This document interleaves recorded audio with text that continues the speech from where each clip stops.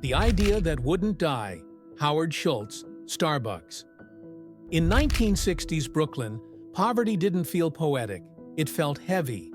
Howard Schultz remembers watching his father come home injured from a job as a truck driver.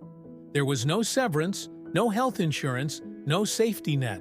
Just bills piling up on the kitchen table. For Schultz, success wasn't about getting rich. It was about never feeling powerless again.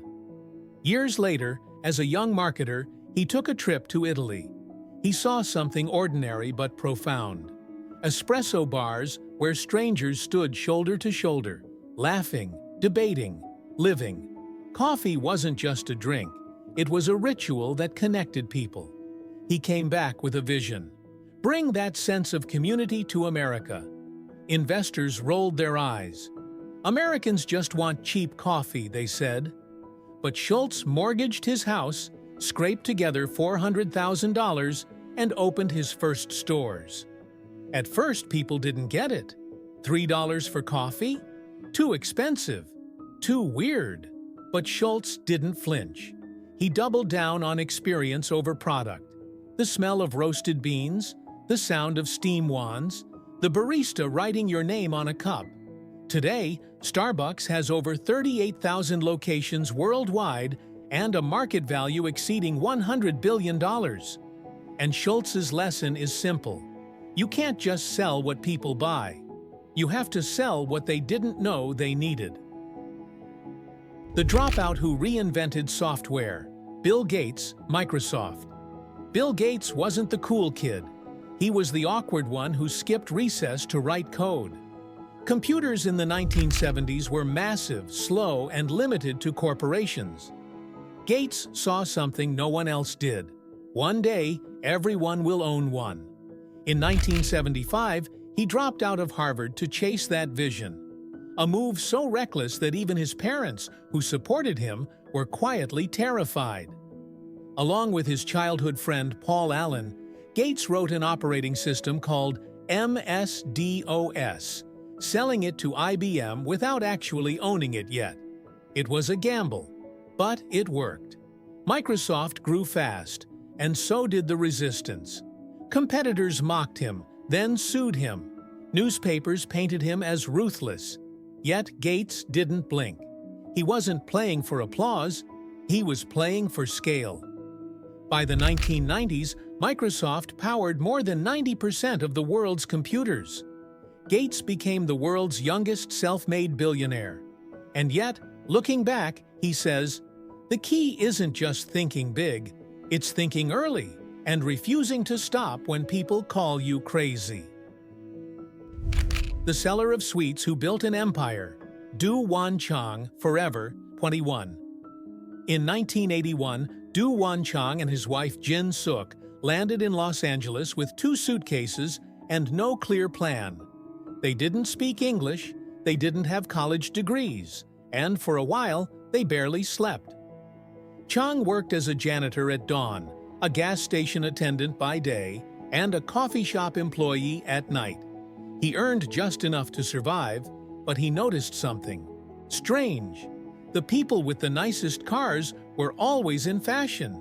So he saved everything, every tip, every extra shift. 3 years later, the Changs opened a small shop called Fashion 21, selling leftover inventory from manufacturers to young people who wanted trendy clothes without designer prices. The shop made $700,000 in its first year. Then it exploded. Rebranded as Forever 21, the chain grew to 800 stores across 57 countries, making the Changs billionaires. Their philosophy was simple, but radical.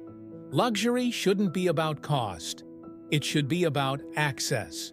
The kid who turned rejection into rockets. Elon Musk, Tesla, and SpaceX. Elon Musk wasn't always the swaggering figure you see today. He was a kid bullied in South Africa who escaped into books about space and engineering.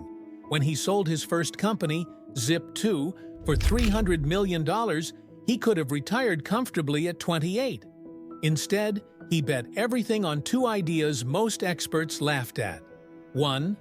Electric cars could be sexy. 2. Private companies could build rockets. In 2008, both bets looked fatal. Tesla was weeks from bankruptcy. SpaceX had blown up 3 rockets in a row. Musk had poured nearly his entire fortune into keeping them alive. He was living off loans from friends. Then, on the 4th try, SpaceX's Falcon 1 reached orbit. NASA signed a $1.6 billion contract.